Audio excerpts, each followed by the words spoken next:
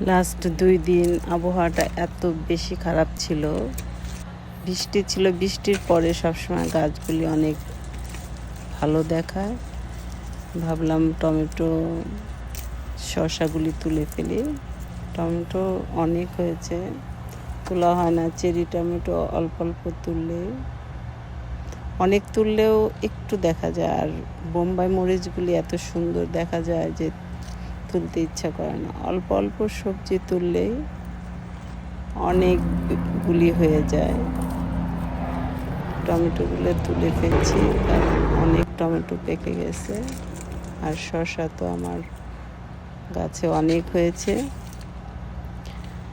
Tomato অনেক ধরনের বুনেছি, সবসময় আমি চেরি টমেটোই বুনি। এবার বড় টমেটোগুলিও বুনেছি। সো ওগুলি পাকতে টাইম লাগে, কিন্তু চেরি টমেটো পাকতে এত বেশি টাইম লাগে না। এটা এক ধরনের। আর লং বিনগুলি 2 রকমের লং বিন আছে।